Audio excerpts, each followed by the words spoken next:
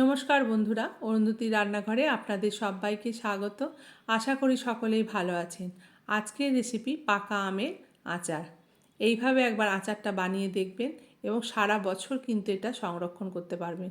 যতদিন খুশি এটা রাখতে পারবেন, নষ্ট হবে না। চলুন আমি রান্নাটা কীভাবে করেছি সেটা আপনাদের দেখাই। এখানে আমি বেশ কিছুটা পাকা আম, যেগুলো হয়তো অনেক সময় টক হয় বা বেশি পেকে যায়, খেতে শুধু মুখে ভালো লাগে না, সেই সব আমগুলো দিয়ে এই আচারের রেসিপিটা আপনারা বানাবেন। আমি দেখুন অনেকগুলো, প্রায় 20-25টা আম ছিল। আমগুলো এত পেকে গেছে, সেই আমগুলোকে ভালো করে কেটে নিয়েছি, খোসাগুলো ছাড়িয়ে নিয়ে, আর কিছু কিছু অল্প পাকাও ছিল, সেগুলো সমস্ত কিছু একসাথে করে নিয়েছি। করে নিয়ে এবার একটা কড়াইয়ের মধ্যে আমি এটা দিয়ে দিলাম। এবার গ্যাসটা জ্বালিয়ে দিয়েছি। এটা এখন ফুটতে থাকবে। এটা একটাই অসুবিধা, সেটা হচ্ছে যে এটা কিন্তু অনেকক্ষণ সময় লাগবে, আর সমানে কিন্তু এটাকে খুন্তি দিয়ে নেড়ে যেতে হবে, নইলে তলায় লেগে যাবে। এই যে গোটা গোটা আমগুলো দেখছেন, এগুলো কিচ্ছু থাকবে না। যখন আমি লাস্টে আমের আচারটা নামাবো, তখন মনেই হবে না যে এইটা এরকম ছিল। আপনারা মিক্সিতে বেটে নিতে পারেন, কিন্তু আমি যেহেতু ফাইবারগুলো রয়েছে সেগুলো একদম ম্যাশ করতে চাইছি না। সেটা একটু মুখে লাগবে, খেতে ভালো লাগবে। দেখুন অনেকটাই কিন্তু গলে গেছে। এখানে আমি স্বাদ মতো লবণ দিলাম। আমগুলো কিন্তু আমার খুব টক ছিল না।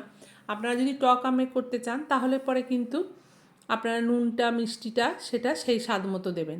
আমার এখানে আমগুলো খুব একটা টক ছিল না, সেই জন্য, আর খুব পেকে গেছিলো বলেই আমি এই আমের আচারটা করছি। আমি লকডাউনের সময়তে এই আচারটা করেছিলাম, 2-3 বছর ছিল ফ্রিজে রেখে। এত ভালো হয়।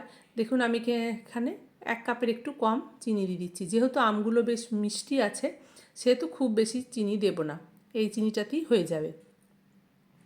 এবার এটাকে আবার ভালো করে নেড়ে নেবো। এটার একটাই ধৈর্য ধরে এটাকে কিন্তু করতে হবে, সময়টা অনেকক্ষণ লাগবে। এবার এটাকে সমানে এইভাবে নেড়ে যেতে হবে। যদি এটা রেখে দেওয়া হয় তাহলে কিন্তু তলাতে একদম ধরে যাবে, তখন আর ভালো লাগবে না। এইভাবে এটাকে নাড়তে হবে। আর এখানে আমি ছোটো চামচের 1 চামচ মতো, চা চামচের লঙ্কা গুঁড়ো দিয়ে দিলাম।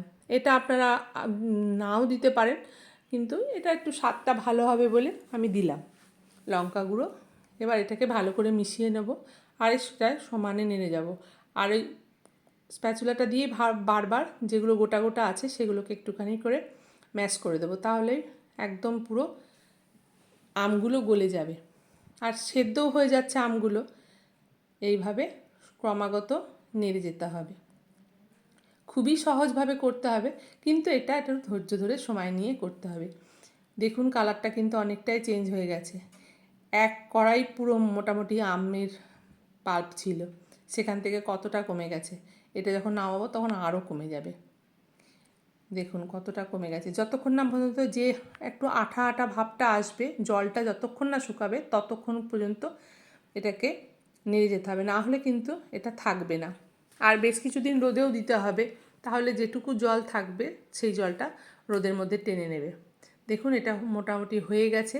এবার এটাকে আমি নামিয়ে রেখে দেবো, আর একটা মশলা রেডি করব। যেটা আমরা সাধারণভাবে ভাজা মশলা রেডি করি সেটাই। এখানে একটু 5 ফোড়ন, 2টো শুকনো লঙ্কা আর সামান্য একটু জিরে দিয়েছি। ধনে দিইনি আমি, খুব অল্প মশলাই লাগবে, এটাতে স্বাদটা খুব ভালো লাগবে। এবার এটাকে আমি এই হামাল দিস্তাতে করে গুঁড়িয়ে নেব। দেখুন এইভাবে গুঁড়িয়ে নিয়ে এবার ওপর থেকে ছড়িয়ে দিলাম। ছড়িয়ে দিয়ে খুব ভালো করে মিশিয়ে নিয়ে একটা পাত্রে খোলা জায়গা মতো রেখে এটাকে মাঝে মাঝে রোদ দিতে হবে। প্রতিদিনই একটু রোদ দিতে হবে, যতক্ষণ না পর্যন্ত এটা একদম শক্ত টেনে না যায়। তো সেইভাবে এটা করতে হবে। দেখুন আমের আচারটা কিন্তু একদম কমপ্লিট হয়ে গেছে। আমি এটা একটা বাটিতে ঢেলে আপনাদেরকে দেখাচ্ছি দেখতে কেমন হয়েছে। আর খেতে কিন্তু সত্যিই বলছি দারুণ হয়, একটু আমসত্ত্বের মতো হবে গন্ধটা। দেখুন এইভাবে আমি আচারটা বানালাম। আমার ভিডিওটা যদি আপনাদের ভালো লেগে থাকে তাহলে অবশ্যই একটা লাইক, কমেন্ট, শেয়ার এবং চ্যানেলটিকে সাবস্ক্রাইব করে দেবেন। পাশে থাকা বেল আইকনটা প্রেস করে দেবেন, সবার আগে নোটিফিকেশানটা আপনাদের কাছে যাবে। ভালো থাকবেন, সুস্থ থাকবেন। দেখা হবে নতুন একটা রান্নার ভিডিও নিয়ে। ধন্যবাদ।